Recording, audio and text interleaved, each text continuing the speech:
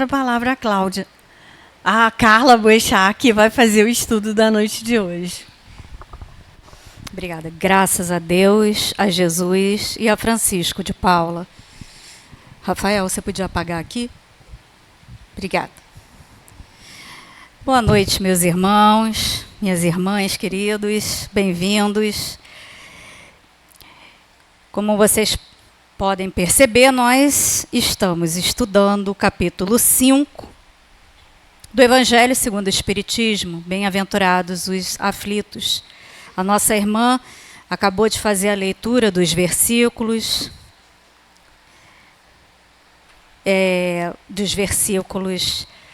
iniciais, e podemos observar que o tema desse capítulo é a dor. Esse capítulo em especial é bastante extenso. Pode passar? Ela não está conseguindo.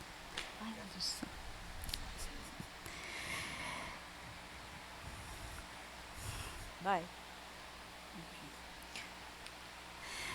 Como vocês podem observar, esse capítulo é bastante extenso, né? São 6 itens e 9 instruções dos espíritos superiores, como Santo Agostinho, Fénelon, São Luís, que trazem as suas experiências para nos orientar para a nossa vida, para a gente aprender a encarar as dificuldades que nós vivemos com o sofrimento.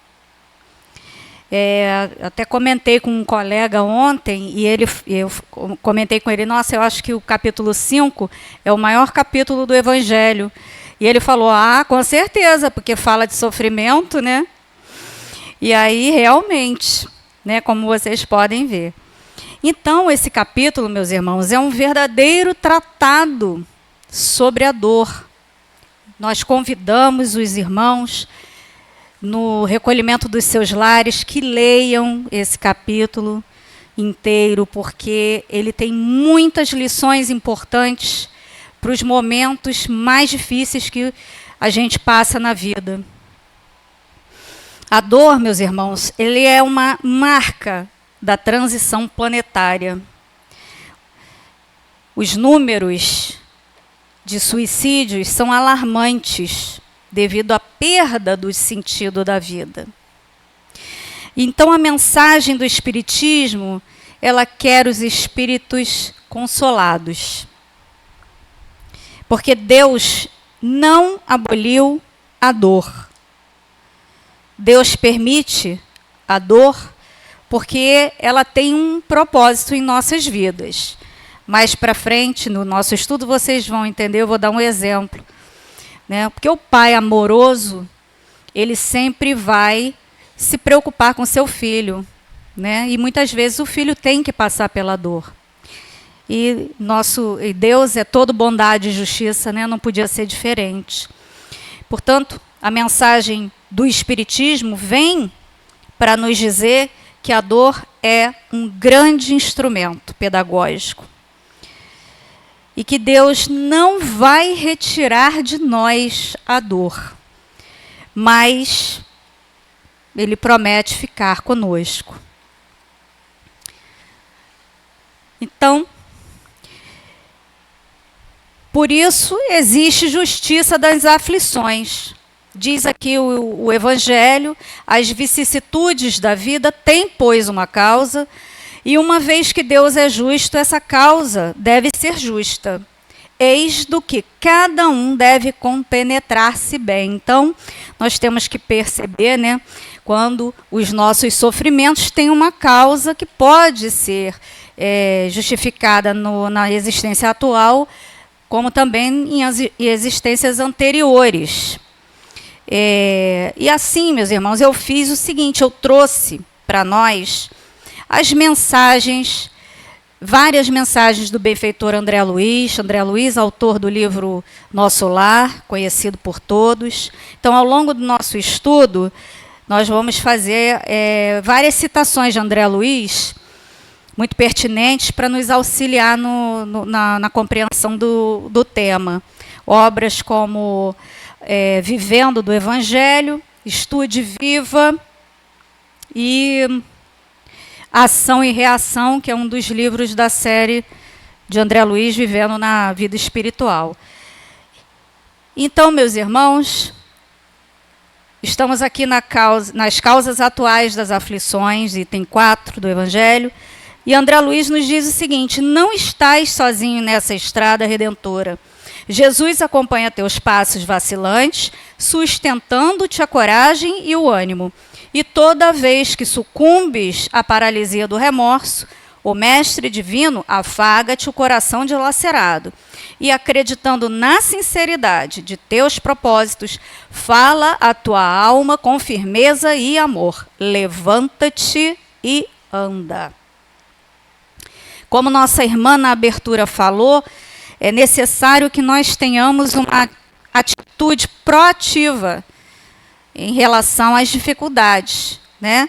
Então, a mensagem de André Luiz também quer dizer isso para a gente. Levanta-te e anda, disse Jesus.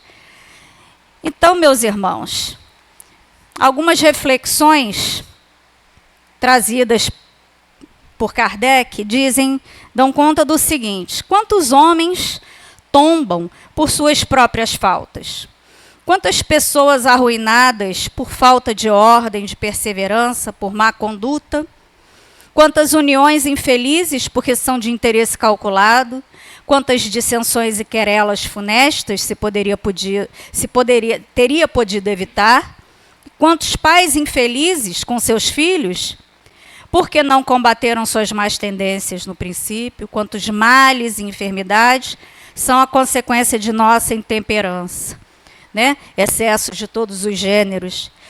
Muitas vezes a gente se descuida da saúde e, por exemplo, a gente adquire uma anemia porque descuidou da alimentação. Então, a gente sofre porque nós causamos esse sofrimento, né?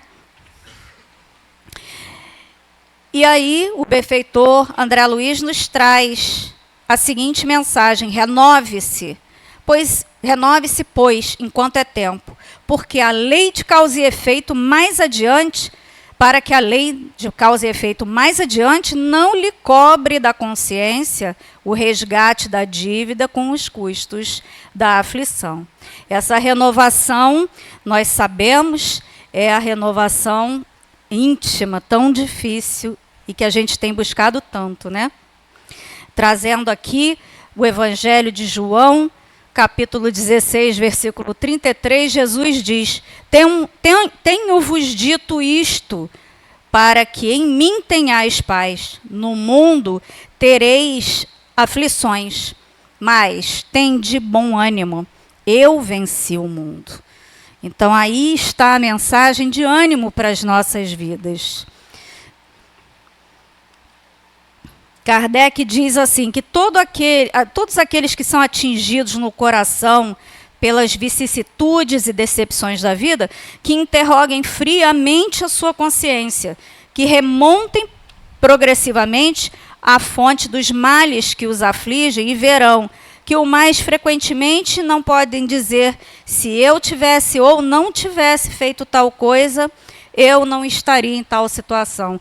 Nossas consciências, né, a gente consultando, vai chegar a essa conclusão muitas vezes, né? E com relação às causas anteriores das aflições, traz nosso benfeitor André Luiz a mensagem: ninguém escapa à lei de causa e efeito. Ontem, débito com o código divino, hoje, cobrança da dívida.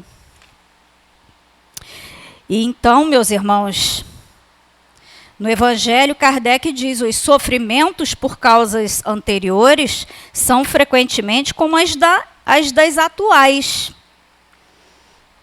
E a consequência natural da falta cometida. Quer dizer, por uma justiça distributiva rigorosa, o homem suporta o que fez os outros suportarem.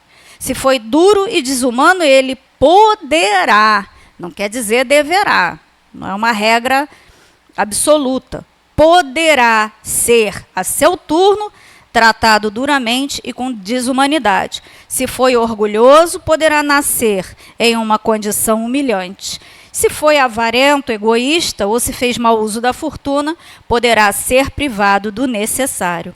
Se foi mau filho, poderá sofrer com os próprios filhos. Veja que Kardec sempre reforça poderá. Seguindo em frente, André Luiz, mais uma vez, trazendo a mensagem: inspira-te no Evangelho para o esforço constante de renovação íntima e confia no amor de Jesus, certo de que, mais além da provação, a felicidade te espera na vitória da consciência tranquila. Então, meus irmãos, devemos refletir sobre esses ensinamentos, fazendo uma reflexão junto à nossa consciência sobre o que nós fazemos para que haja sofrimento em nossas vidas. Muitas vezes esses sofrimentos, eles não são de antemão possíveis da gente entender, né? Acontecem coisas que a gente não tem uma explicação aparente na vida atual, mas elas têm uma justificativa nas vidas passadas que nós vivemos, porque nós temos muitos débitos a saldar. Afinal, estamos vivendo aqui todos nós no mundo de expiações e de provas. E assim é o esquecimento do passado. André Luiz, ele diz assim: diante, pois, das provações que te afligem, não imagineis que o alívio de tua dor esteja no conhecimento do pretérito. Ao contrário, a solução que Deus te propõe não é conduzires a memória em direção ao passado, debaixo do sono hipnótico, mas avançares o coração rumo ao futuro sob a inspiração do Evangelho de Jesus, amando, servindo e trabalhando pelo autoaprimoramento, na certeza de que a felicidade autêntica é operosa conquista e não simples oferta. Porque muitos colegas, muitos amigos comentam, né? Eu acho um absurdo a gente esquecer o passado, porque seria tão mais fácil a gente lembrar de tudo que nós fizemos, que a gente poderia corrigir, né? E, no entanto, se o irmão estudasse, ele entenderia que não é bem assim. Porque como você vai enfrentar, por exemplo, um filho, você tem um filho que lá no passado foi um grande inimigo seu, responsável por dizimar toda a sua família, e ao longo de séculos, vocês trabalharam isso na espiritualidade, se perdoaram, prometeram voltar para essa redenção como mãe e filho, por exemplo. E aí você não tem esse esquecimento do passado. Como é difícil você encarar essa criança, esse seu filho, né? O esquecimento do passado, meus irmãos, é uma bênção de Deus.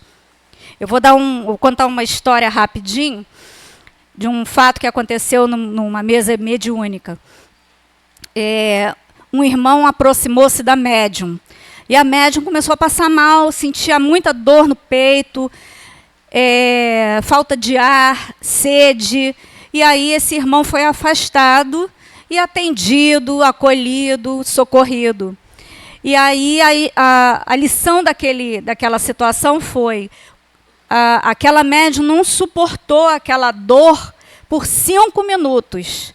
E aquele irmão já estava naquele processo, sabe, né, Deus quanto tempo, séculos, décadas, naquela dor, com aquela dor insuportável.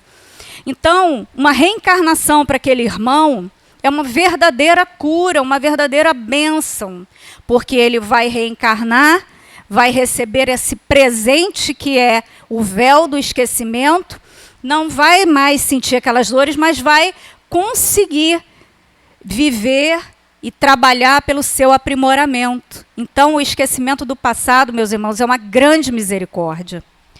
Não podemos nunca esquecer disso. E o Livro dos Espíritos nos fala nas questões 392, 399, sobre o esquecimento do passado.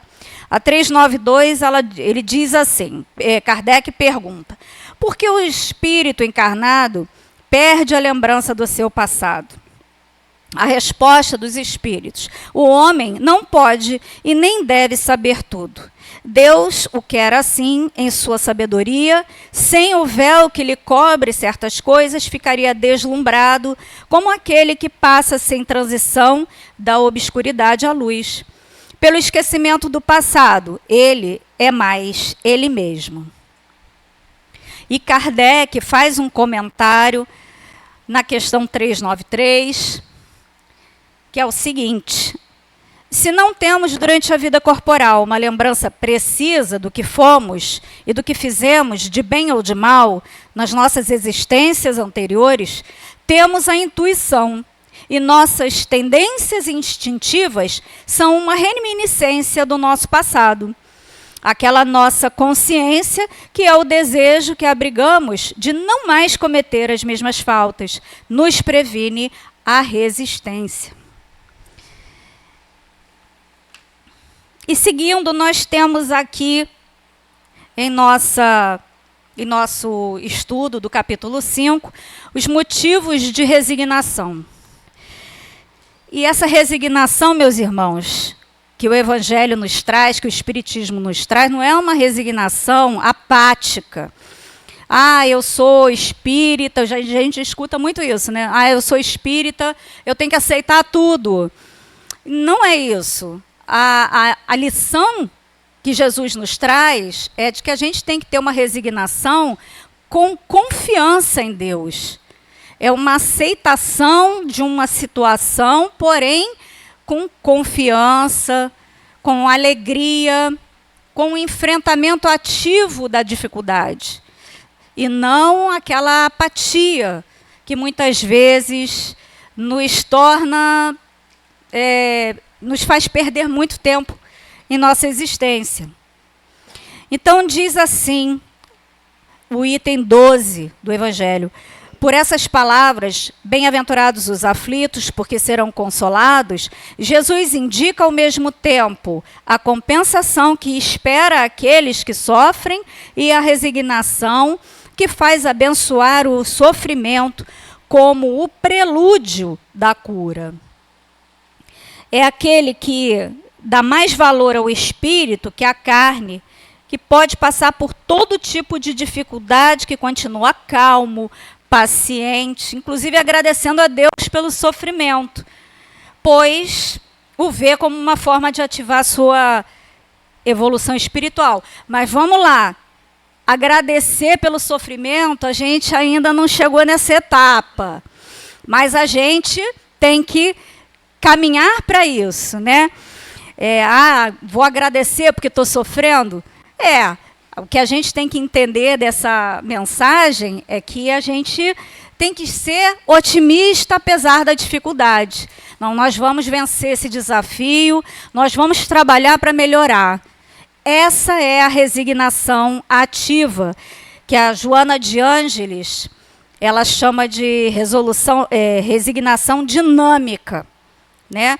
Então, assim, a resignação ativa é a confiança em Deus, a compreensão da imortalidade da alma, o entendimento quanto à reencarnação, o otimismo diante das situações adversas, coragem para enfrentar o sofrimento, autoconhecimento, reforma íntima. Difícil, mas a gente está no caminho. E Joana diz assim, nesse conceito da resignação dinâmica: aplica-te ao serviço fraternal de auxílio, confiante e resignado, adquirindo experiências iluminativas que se te incorporarão ao patrimônio existente de bênçãos. É como aquela mãe que perde um filho de forma violenta, nós sabemos de vários casos, mas que ao invés de desejar vingar-se ou mergulhar na revolta, ela utiliza a dor para auxiliar outras mães que passam pelo mesmo sofrimento. acalentando corações enlutados, levando esperança, ânimo, ou seja, essa mãe busca atravessar essa experiência com a resignação ensinada por Jesus, que não se revoltou ante as injustiças que sofreu. Então, lembremos-nos de pedir a Deus serenidade para aceitarmos as coisas que não podemos modificar, coragem para modificarmos aquelas que podemos e sabedoria para distinguir uma da outra. E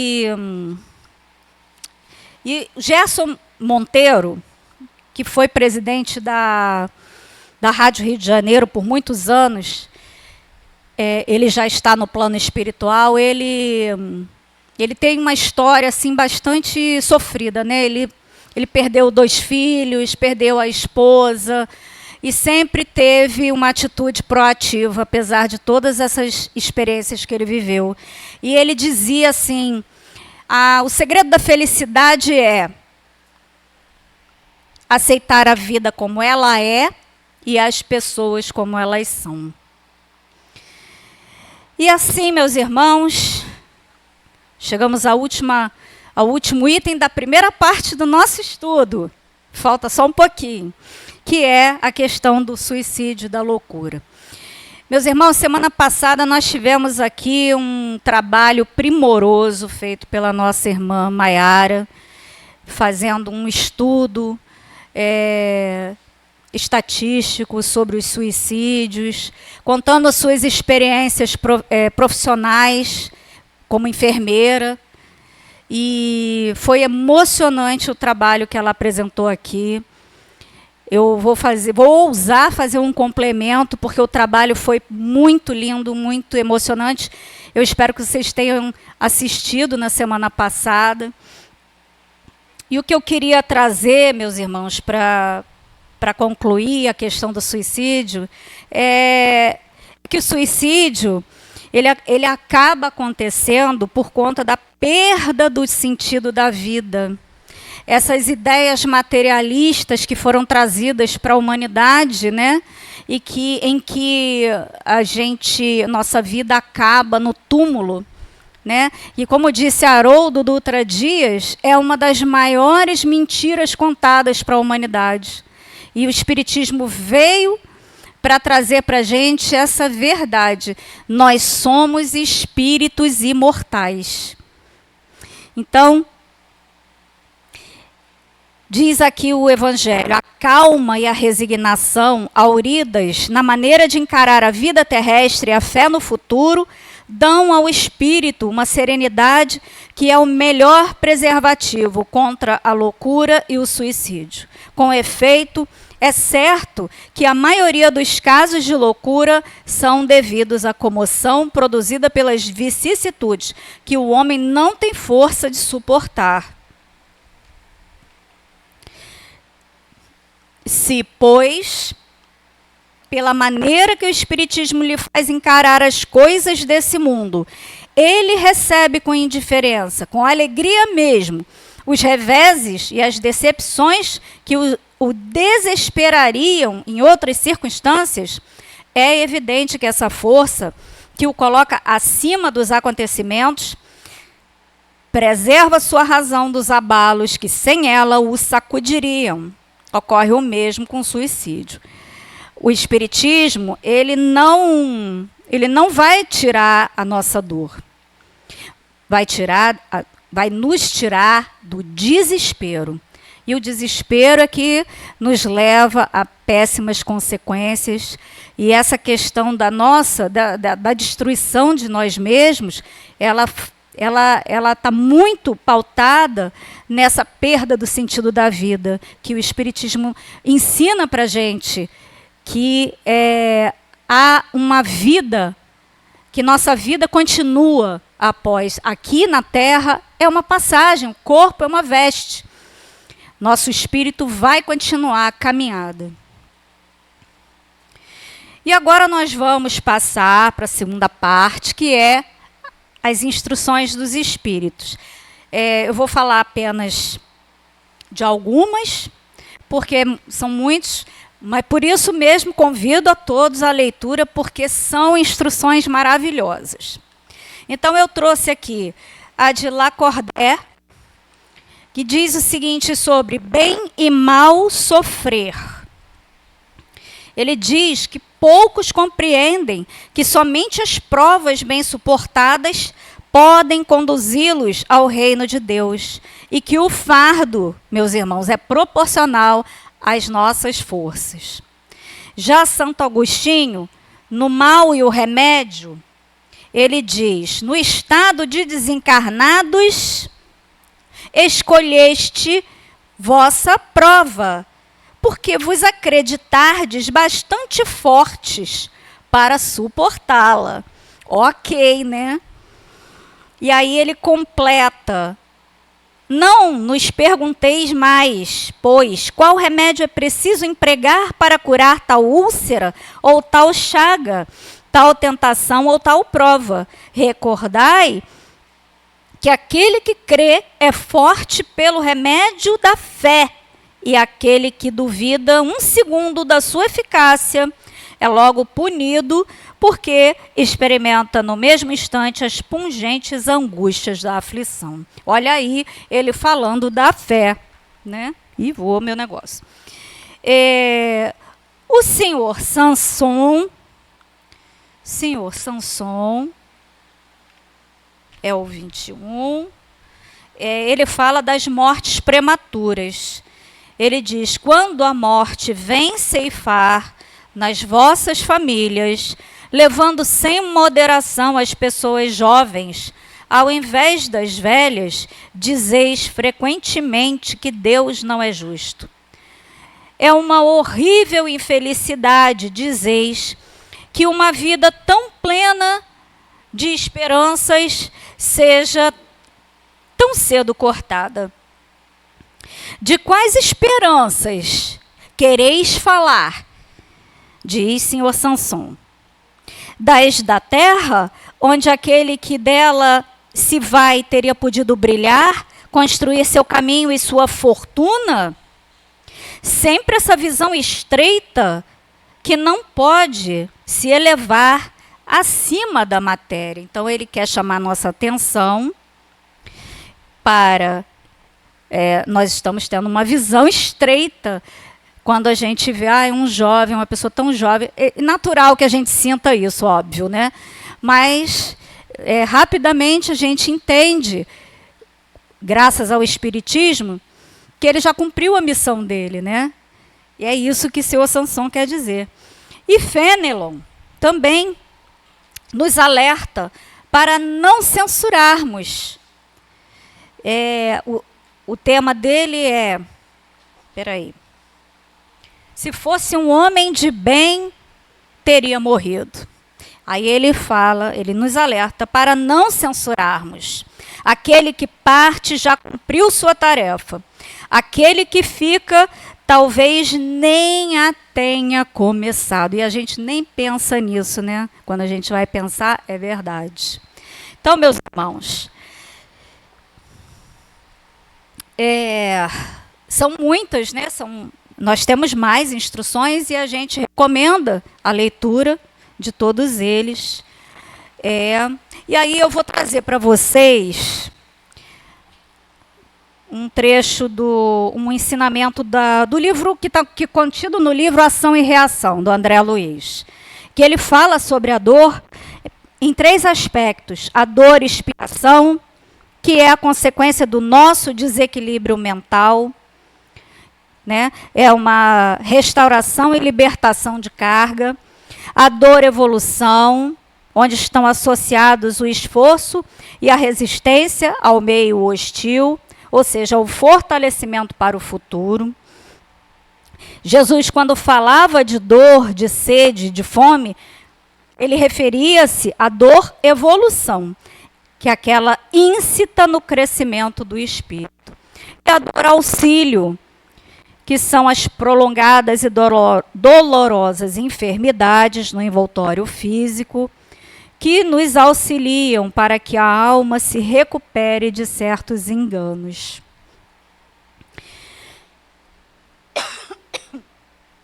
Então, meus irmãos, nós recomendamos, na sequência, a prática do culto do Evangelho no lar,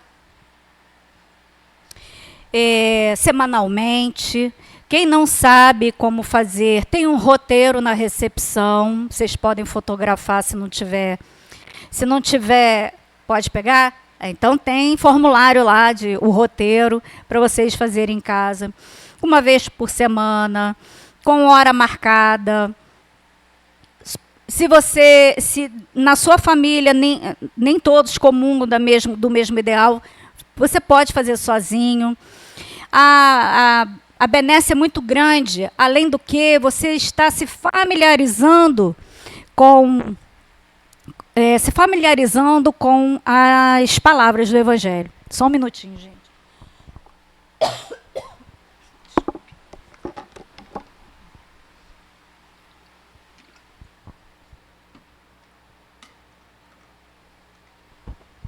Perdão, meus irmãos. E essa prática do Evangelho ela é muito importante para as nossas vidas, auxiliando muito para que a gente possa enfrentar a dor e o sofrimento. E assim, as bem-aventuranças, existe uma bem-aventurança na dor. Nós vamos encerrar. Existe uma bem-aventurança na dor, que é diferente do sofrimento, por exemplo, de um criminoso que não consegue o seu objetivo, e ele sofre, né? Ele sofre, mas o sofrimento de uma pessoa que está imbuída no mal, ela não contém essa bem-aventurança. Então, a bem-aventurança, ela diz respeito a essa dor que nós sentimos de atos que nós cometemos, de erros, em que nós estamos arrependidos ou espiando. E a bem-aventurança, essa dor, ela não é um castigo. Ela é uma contingência da vida, cuja atuação visa a nossa restauração e o nosso progresso. E, portanto, nunca duvideis da bondade de nosso Pai que está nos céus.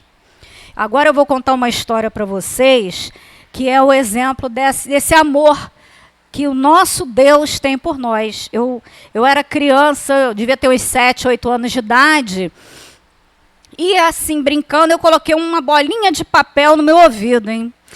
E aí, olha o trabalho que eu dei para meus pais.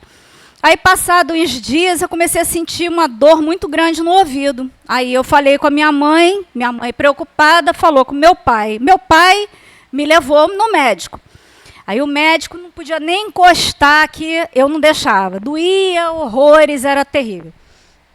E aí ele falou com meu pai o seguinte: olha, eu dou plantão na emergência do Souza Aguiar, do Hospital Souza Aguiar. Leva ela lá, dia tal, hora tal.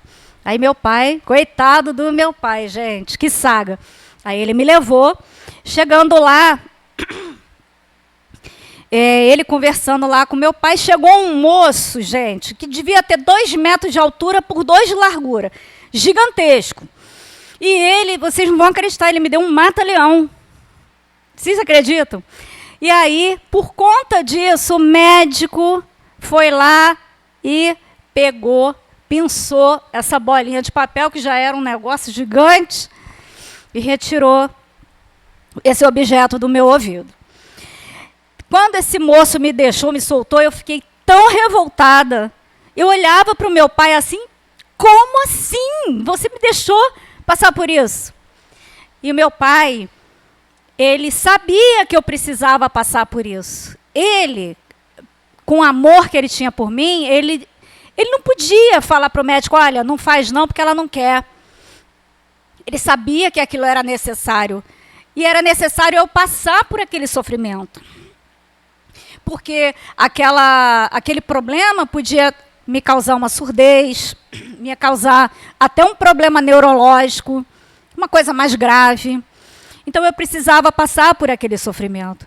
Mas ele ficou do meu lado.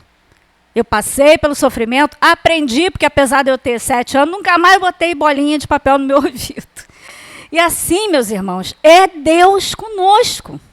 Esse amor que Deus tem para conosco, Ele não vai retirar a nossa dor, mas Ele estará do nosso lado nos apoiando.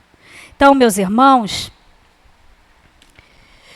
o Livro dos Espíritos, na pergunta 625, vou recomendar aqui a série The Chosen para vocês. Está no Netflix, assistam porque é maravilhosa a série. Então,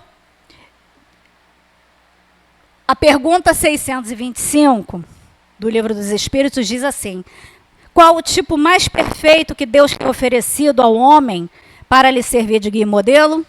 Jesus. Então, que nós, meus irmãos, possamos nos lembrar sempre desse modelo em nossas vidas, que sejamos dignos da bem-aventurança do Cristo. Muito obrigada, graças a Deus, a Jesus e a Francisco de Paula. Obrigada, minha irmã. Vamos passar a leitura da psicografia que a Cláudia fará.